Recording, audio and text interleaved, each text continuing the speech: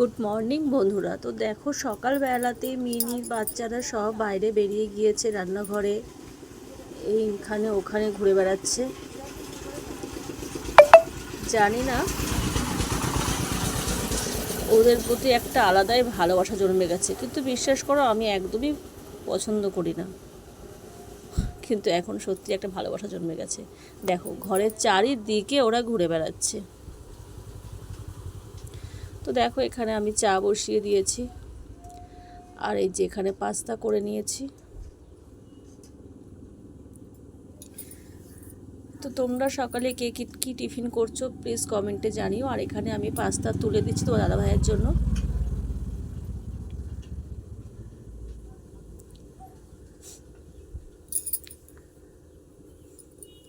আর এই দেখো আজকে দুপুরে কি রান্না হবে, এটা পেয়েছি আজকে বহু বছর পর। আর এইগুলো হচ্ছে জ্যান্ত শিং মাগুর মাছ, যেটা কিনে এনেছিল। তো সব রেডি করা আছে, খালি রান্নাটাই করব। আর এই মাছটাকে আমি কাঁচকলা দিয়ে রান্না করব। বলতে পারো একদম রোগীরই ঝোল, কিন্তু বাড়িতে কেউ রোগী নেই, ভালো লাগে এভাবে খেতে। তো দেখো দুপুরের রান্না হয়ে গেছে, সেই ছাতুটা, ঘি করালা আলু ভাজা আর কাঁচকলা আলু দিয়ে মাগুর মাছের ঝোল। আর এই দেখো বিকেলে আমি এখানে চা নিয়ে এসেছি মিস্ত্রিদের জন্য, কিন্তু এখানে এসে দেখছি সব মিস্ত্রিরা কাজ ছেড়ে চলে গেছে। মানে হয়তো কাজ হয়ে গিয়েছে, কাজ ছেড়ে চলে যায়নি, কাজ কমপ্লিট করে চলে গেছে।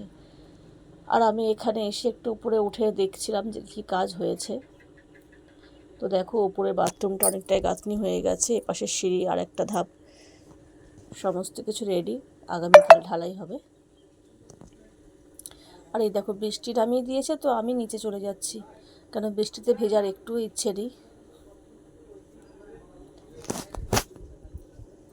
তো তোমাদের সকলকে বলবো যারা সাবস্ক্রাইব করেছো তাদেরকে অসংখ্য ধন্যবাদ। আর দেখো দোকানে আসতে না আসতেই একদম ঝমঝম করে বৃষ্টি নামিয়েছে। তোমাদের কাদের কাদের ওখানে বৃষ্টি হচ্ছে প্লিজ কমেন্টে জানাবে। আমাদের এখানে বেশ কয়েকদিন ধরে বৃষ্টি চলছে। তো দেখা হবে তোমাদের সাথে নতুন কোনো ব্লগে। ততক্ষণের জন্য সবাইকে অনেক ভালোবাসা, ভালো থেকো, টাটা।